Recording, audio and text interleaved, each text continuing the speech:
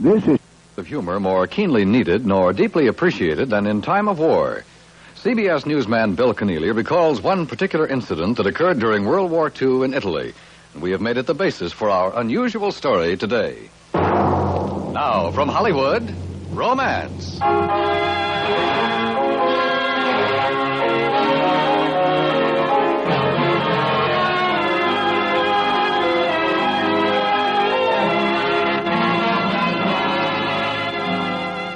Romance. Transcribed stories of love and adventure, of comedy and crisis, of conflict and human emotion.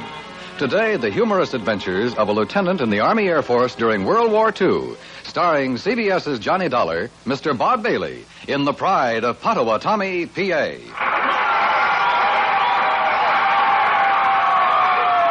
And that's why I say that this is the proudest moment in the history of Potawatomie, PA. No hamlet, no village, no city, no town. Before we go any further with the exercises, I think it's only fair to level with you folks who are not Potawatomians. You see, this great celebration is being held on account of me. It started quite a while ago and quite a distance away from this coal mining town in the Pennsylvania mountains. It started in early 1945, to be exact, at an Air Force base near Foggia in Italy, where, thanks to the infinite wisdom of the Pentagon, I found myself assigned as public relations officer for the Duck-in-the-Barrel Bombardment Squadron. Feeling myself somewhat unqualified to deal with war correspondence, my first official act was to examine the press releases of my opposite numbers in the neighboring squadrons. Sergeant Polachek, my chief of staff, so to speak, had examples on hand. Here's one from the 69th, sir. Captain Floyd Harris of Woods Neck, North Carolina, today returned from a saturation bombing raid over the Brenner Pass. The Nazi fighters were up in swarms, he reported, but they were unable to prevent us from planting our bombs squarely on our target. Here's another one, sir, the 318 released yesterday. Yeah. Lieutenant Texas Tommy Tyler of Post Hole, Arizona, today returned from a saturation bombing raid over the Po Valley. The flank was so thick, he reported, you could walk on it. But it did not deter us from planting our bombs squarely on our target. What are these, Sergeant? Form letters? I guess that's the way headquarters wants them, so a while back they got out a manual. They what? Yes, sir. It's classified, sir, so I keep it locked in this drawer. Here you are, sir. Suggestions for preparing press releases. Classified? Oh, listen to this. The following is an example of an acceptable press release. Blank, blank, blank, of blank, blank, today returned from a saturation bombing raid over blank. He reported the Nazi, or German, or Jerry, fighters were up in swarms. Or, the flak was so thick you could walk on it. However, it could not deter us from planting our bombs squarely on our target. Oh, brother. It's been very helpful from time to time, sir. So I've noticed. However, Sergeant, there comes a point when a man must unmask the mediocre, expose the platitude, and clobber the cliche, or sink forever in bondage, a slave to his intellectual inferiors. Yes, sir. And how better to accomplish this than ridicule? What better weapon to use against the forces of stultification and standardization than their own empty phrases? Yes, sir. Hey, what was you before the war, Lieutenant and Professor? No, Sergeant, I was an English major. How come they broke you to lieutenant when you changed armies? An English major at Branchwater College. That's in Indiana. Oh. Hey, Sergeant, you take shorthand? Yes, sir. Then take this release. Ready, sir. Lieutenant, let's see, Whitey... Hey, what's the name of that town we've been hitting over in Yugoslavia? Dubrovnik? Yeah, that's it, Dubrovnik. Lieutenant Whitey Dubrovnik, today returned... No, better make that... Lieutenant Whitey Dubrovnik of the Duck-in-the-Barrel Squadron, former All-American quarterback, today returned from a powerful saturation bombing attack deep in Germany. He reported, while swarms of enemy fighter planes were so thick they obscured the sun, and the flak was as solid over the target as the Notre Dame line, the good old Duck-in-the-Barrel Squadron slid off tackle, went wide for an end run, and scored a touchdown on the Hassenpfeffer Gewerken Gesellschaft at Freitag on the Umlaut. See what I mean, Sergeant? Oh, but that's good, Lieutenant. Send it. Send it where? Headquarters, public relations. Maybe it'll make somebody's face red. Yeah, but there ain't no such person as Whitey Dubrovnik and no such place as Freitag on the Umlaut. Any fool knows that. Lieutenant, remember? They still need platoon leaders in the infantry. Send it. Yes, sir. Well, that was the beginning. And it should have been the end of Whitey Dubrovnik. Only it wasn't. 2 days later, the good Sergeant Polishek entered my office with understandable consternation. Hey, Lieutenant, sir. Look what just come from headquarters. Not classified yet. What? That phony piece you wrote about Whitey Dubrovnik. Oh, and here's the covering memo. Huh?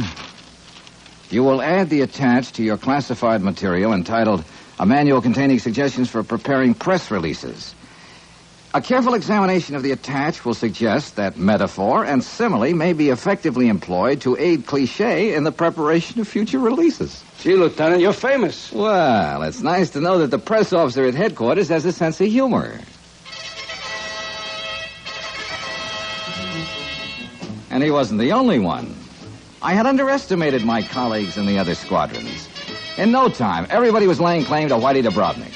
Hardly a day passed without a new Dubrovnik press release crossing my desk. Like this one, for instance. Captain Whitey Dubrovnik of the famed Flying Floozy Squadron, already decorated with the Victoria Cross, the Order of Lenin, and the Croix de Guerre by our grateful allies, was yesterday recommended for the Congressional Medal of Honor. One of the unit's press agents must have been a non-com because he demoted Whitey in his story. Sergeant Whitey Dubrovnik, steel-nerved nose gunner of the Flying Fort Pegasus Pete yesterday. Now, as the creator and proprietor of Whitey Dubrovnik, I took a dim view of this piracy. Since the Articles of War make no provisions for plagiarism, my only course was to make my Whitey Dubrovnik the greatest hero known to military science. And this I set out to do. And one by one, the other PROs came to realize that their imagination was no match for mine. Why, it got so that nobody in the command started off the day's war without first asking, What's the latest Dubrovnik?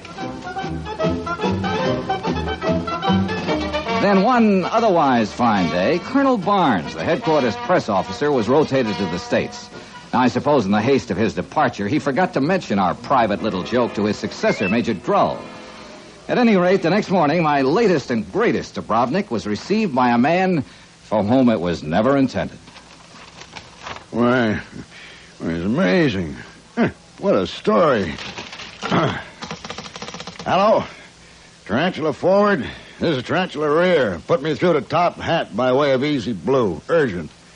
Yes, I'll hang on. Just what we need at a time like this. Just what the whole country needs.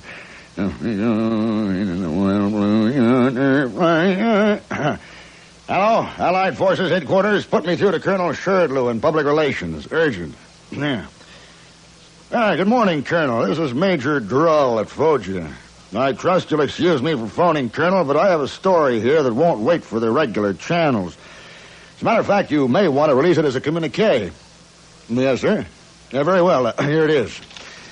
Quote, Lieutenant Whitey Dubrovnik, fabulous hero of the Duck in the Barrel Squadron, today added another chapter to his almost legendary career. Returning from a powerful saturation bombing raid in which he had successfully laid all his eggs in the basket for which they were intended, Lieutenant Dubrovnik's plane was pounced on by a swarm of Messerschmitts in such numbers that they obscured the sun. Handling the big ship as though it were a P-38, Dubrovnik accepted battle. 10 Nazis and a possible 11th were sent down in flames before the Messerschmitts called it a day. With his tail assembly in ribbons, 2 engines shot away, and his co-pilot, bombardier, and tail gunner seriously wounded, Whitey Dubrovnik nursed his crippled bird back to its home nest.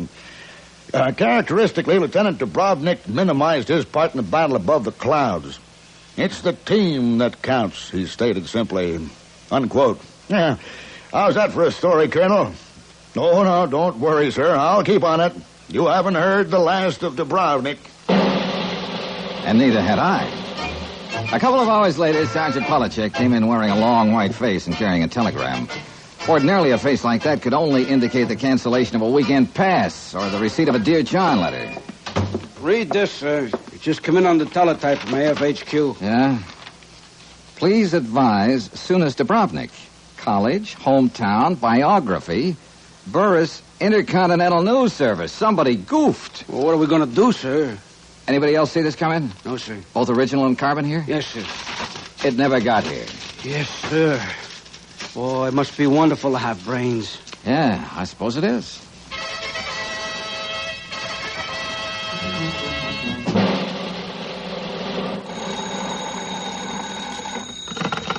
Duck in the Barrel Squadron, PRO, Sergeant Polachek speaking. This is Major Drull at Foggia. I want to speak to your public relations officer. In regard to what, sir? In regard to Dubrovnik.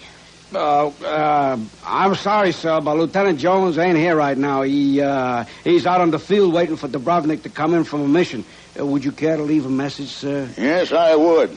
Tell him I want a full report on his failure to cooperate with Intercontinental News on the Dubrovnik story. Tell him Intercontinental is accusing the Pentagon of conspiracy to keep the American people ignorant of the true facts about the war. Tell him the responsibility lies squarely on his shoulders. Tell him to give Intercontinental's correspondent anything he asks for. And, tell him to make that report in quadruplicate. Yes, sir. I'll tell him when he comes in. You heard it, sir? Most of it. I picked up the extension when you mentioned Dubrovnik. What are we going to do now? Think. Yes, sir. You think I'll worry? Sergeant, this is no time for worrying. This calls for action, and action now. Yes, sir. We got to give that Intercontinental correspondent what he asked for. Yes, sir. Sergeant, take this down. Yes, sir. To Burris, Intercontinental News Correspondent, Allied Forces Headquarters, Caserta. Reply your query, Dubrovnik. Duck in the Barrel Squadron's greatest ace requests no publicity regarding football career since he played under another name for personal reasons. Brilliant, boss. Sir. A stroke of genius. Thank you, Sergeant. Oh, what about his hometown? Did he live there under another name for personal reasons? Oh, no, Sergeant. Whitey Dubrovnik isn't that sort. He has a hometown, Sergeant. A small town. A remote town. Oh. Preferably accessible only by pack horse 6 weeks of the year when the summer thaw sets in. Think, Sergeant, think. Where did Whitey Dubrovnik come from? Well, with a name like that, maybe it could have been he was a coal miner. With a name like Polachek, you ought to know. Thank you, sir. Could have been maybe he comes from Potawatomie, PA. Pota what? Tommy, sir. Potawatomie, PA. How big is it? 350 when the mine's running 2 shifts. Is it far? Nothing further. It's at the end of the line on the SWB&P. Translation. Scranton, Wilkes-Barre, and Potawatomie Railroad hooks up with the Delaware and Lackawanna at Harrisburg. Hey, how do you know all about this? I come from Mock Chunk, PA, sir. Oh, well, that explains everything. Well, that ought to have done it. Only it didn't. Because as I learned much too late, although Potawatomie, PA was indeed at the end of the line, its citizens still had contact with the outside world through the pages of the Kittananini Times-Herald, a 4-page weekly published in the town of Kittananini, which is, by an odd coincidence, the county seat of Kittananini County.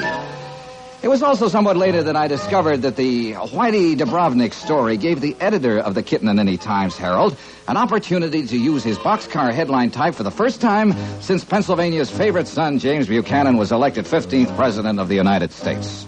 Nor could I, at the moment, know what was occurring in the dining room of a small frame house in Potawatomie. Dubrovnik. Salka! Yes, Papa? You see the paper? All about this Whitey Dubrovnik? I glanced at it. He's a great hero. It's a great day for Potawatomie, PA. Yes, Papa. Some more stuffed cabbage? Oh, no more. By me, it gives heartburn. You ate it too fast. You shouldn't eat and read the paper at the same time. Yeah, I know. You remember him, Salka? Who, Papa? Whitey Dubrovnik. I don't think so. Sure you do. Whitey. He used to carry your books home from school. I think you're mistaken, Papa. Mistaken? Me? Say me this. Didn't a boy named Whitey used to carry your books home from school, or didn't he? Yes, in the 7th grade. But it seems to me Duquesne. Yes, Whitey Duquesne. He moved to Johnstown in the 8th grade. No Duquesne. Whitey Dubrovnik. It's very clear to me. His old man was Big Hunyak. Worked in Marigold Pit 4. We remember same so-called show. Yeah, Dubrovnik. Okay, Papa, okay, have it your way. Do you mind if I do the dishes later? There's an air raid drill tonight. Air raid drill? What we need with air raid drill is when we got heroes like Whitey Dubrovnik winning the war for us. Yes, Papa. I won't be late. Don't forget to turn out the lights when you hear the siren. Sure. That's America for you. One day, Whitey Dubrovnik carries my Salka's books home from school. Next day, he's country's biggest hero. Hello, operator. Get me the newspaper editor over in Kittananini. Yeah, of course. It's a war effort emergency.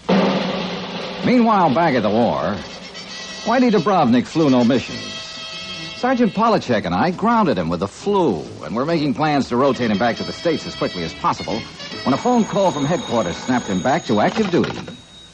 Major Droll is calling, Lieutenant. Uh-oh, get on the extension. Yes, sir.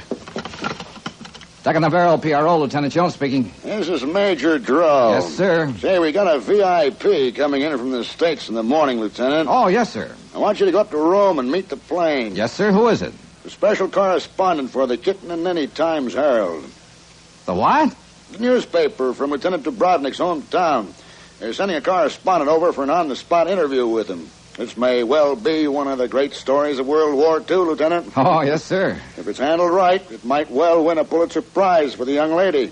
Young lady? And Lieutenant Dubrovnik's childhood sweetheart, grown up to be a special correspondent for the Kitten and Ninny Times-Herald. Well, don't you see the possibilities? Oh, I'm afraid I do, sir. Oh, hey, well, no, wait a minute. Something just occurred to me. Yes, it's a great idea. Now, look, have Dubrovnik fly you up to Rome in his plane. Lay on the photographers. Get the happy reunion right there on the flight strip. What do you think of that, huh? Oh, well, brilliant, sir. It would never have occurred to me, sir. Well, it has now. Follow through, Lieutenant. Yes, sir. Only what? Whitey Dubrovnik is alerted for a sweep over the Brown House tomorrow. Where's that? Up where the Würzburger flows. Oh, I thought he was on sick call. Oh, he just made a remarkable recovery, sir. He's on the active list as of now. Well, that's good news. It's very good news. It might make an interesting story on its own. Yes, sir, it might at that. Okay, Lieutenant, just be sure to meet that correspondent in the morning. This is top drawer stuff. It's your baby. Yes, sir, it certainly is. Well, Sergeant? Kitten and Ninny, oh, that's the county Potawatomie is in. You and your bright ideas. Why couldn't you pick a place where there isn't a newspaper? Well, that would be hard to do in Pennsylvania, sir. It's a very literate state. What are you going to do, sir? Got any suggestions? No, sir. Well, that's progress. Yes, sir. There's only one way out. Take a release, Sergeant. To all correspondents, a pall of gloom fell today over the hangars and runways of the Duck and the Barrel Squadron as 13 planes returned from a saturation bombing raid in which neither flak nor fierce Nazi fighter resistance deterred the bombardiers from delivering their bombs squarely on target. 14 planes went out, 13 returned. Whitey Dubrovnik was missing. Gee, that's magnificent, Lieutenant. Only, you got him only missing. Huh? You know, it'd be just like him to show up again walking home through the lines or something. Oh, you have a point there. We'll add a paragraph. Lieutenant Dusty Rhodes, who flew wing with the great Dubrovnik, reported, "We had just dropped our eggs on the marshalling yards at Brauhaus when Whitey's ship took a direct burst of flak which blew off half of his right wing. As he dropped out of formation like a wounded eagle, the Messerschmitts bore in on him. Whitey didn't try to evade them. He knew his number was up, and he headed his dying ship directly into the formation, ramming 2 of his tormentors and setting them afire. Locked in a flaming mortal embrace, the 3 ships spiraled earthward, trailing a funereal plume of hot black smoke. They got Whitey at last, but he took 2 of them along with him.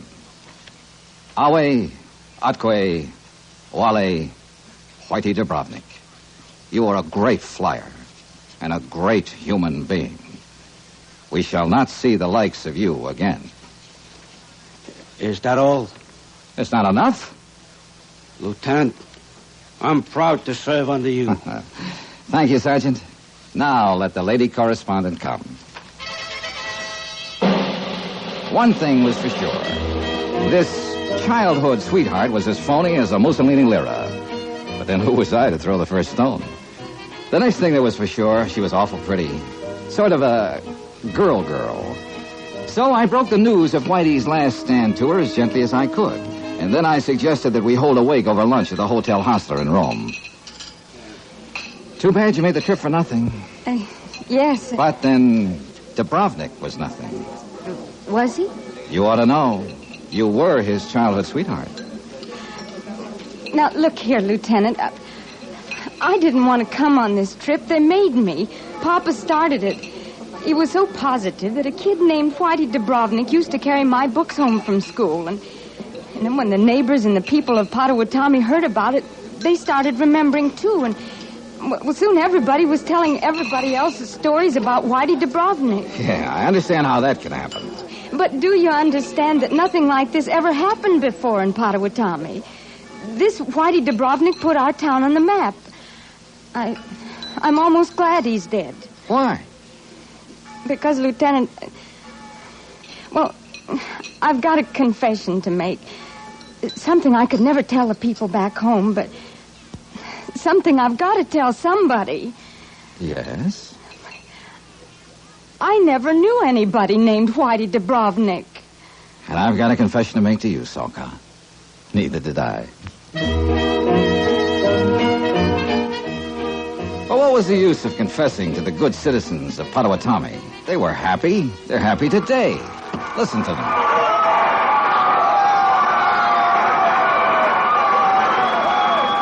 And so, as I unveil this beautiful hand-carved marble statue of our beloved hero and fellow citizen, Whitey Dubrovnik, it is also my privileged duty and honor to proclaim that from now on, Potawatomie is no longer. Our town, henceforward and forever, will be known as Dubrovnik, PA.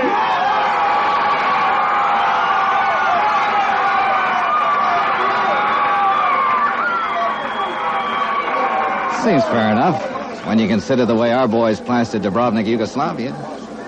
Had enough, Mrs. Jones? Just about, Mr. Jones. Only I think we really ought to stay till the end. Why? Because somehow, I think Whitey would have wanted us to.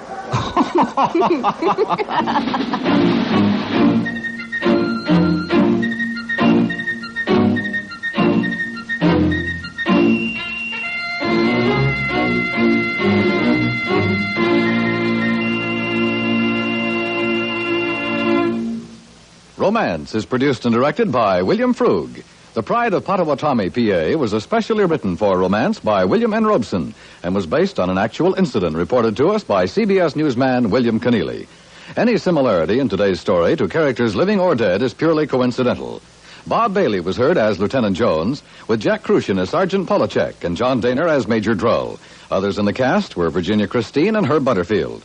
Music is supervised by Jerry Goldsmith. This is Dan Cubberly, inviting you to hear Romance, transcribed next week at this same time.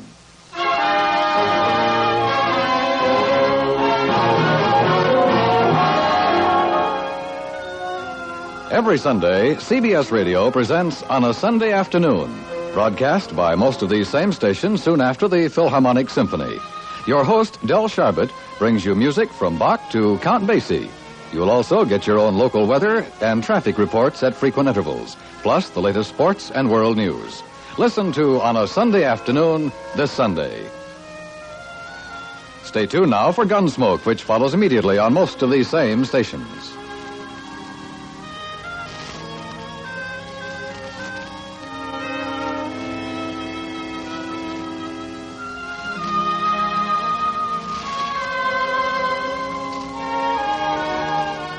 And